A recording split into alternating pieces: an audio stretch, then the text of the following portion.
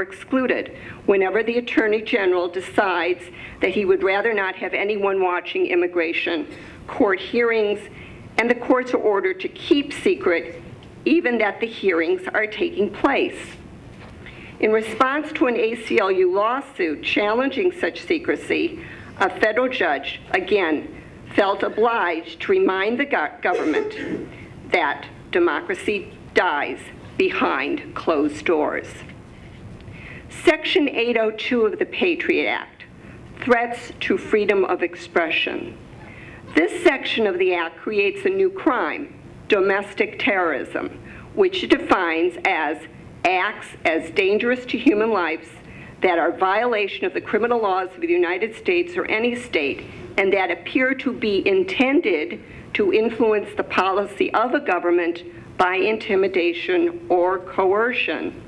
This broad definition is so vague that the government could designate lawful advocacy groups such as Greenpeace and, yes, perhaps even Pax Christi as terrorists and subject them to invasive surveillance, wiretapping, and harassment, and then criminally penalize them for what had been constitutionally protected speech. Moreover, it permits non-citizens to be jailed on mere suspicion and to be denied readmission to the United States for engaging in free speech. In addition to the erosion of privacy protections, First Amendment guarantees of freedom of association have also been placed at risk through Ashcroft's edict calling for increased surveillance of religious and political organizations, thereby rescinding anti-COINTELPRO regulations authorizing the FBI to monitor and surveil religious groups and political groups without evidence of wrongdoing. For those of you who may be too young to remember, COINTELPRO operations were used widely during the 1960s and the 70s to harass and intimidate people who disagreed with the government on issues such as civil rights and the Vietnam War.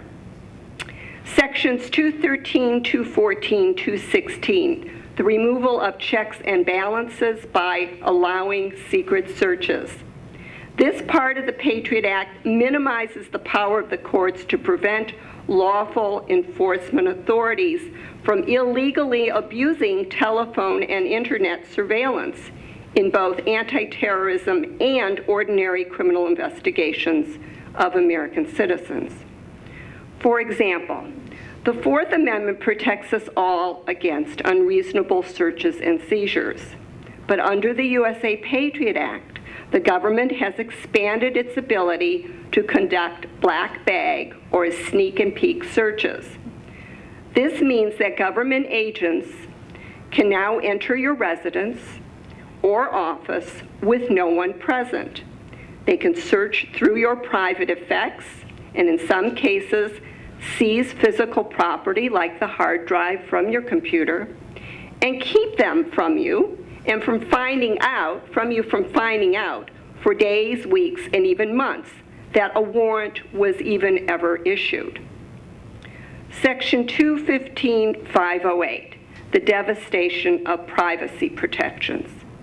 The First Amendment does not permit the government to monitor our reading habits, but under the Patriot Act, the FBI can get the courts to rubber stamp their demands for information about the books you read, obtain your library records, a list of magazines you subscribe to, websites you visit, and your medical records, all without your knowledge.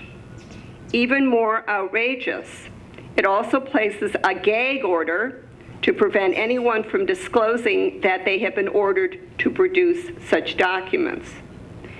This section puts all of us at risk for exercising our free speech rights to read, to recommend, or discuss a book, or to write an email. It also denies booksellers and library personnel the free speech right to inform anyone, including any attorney, that the FBI has asked for someone's reading list. Section 218, the lowering of investigatory standards. This section of the Act amends the Foreign Intelligence Surveillance Act, FISA. And I might add that many of these sections amend that Act. It amends the Act by eliminating the need for the FBI to show probable cause before conducting secret searches or surveillance to obtain evidence of crime. It eliminates judicial supervision by giving the FBI the ability to gather foreign intelligence information without a warrant, unless the evidence is sought to be used in a criminal proceeding. The former standard of foreign intelligence information, again, is weakened. An agent may now say that foreign intelligence is relevant or plays a part in the investigation. Again, probable cause of a crime is no longer needed.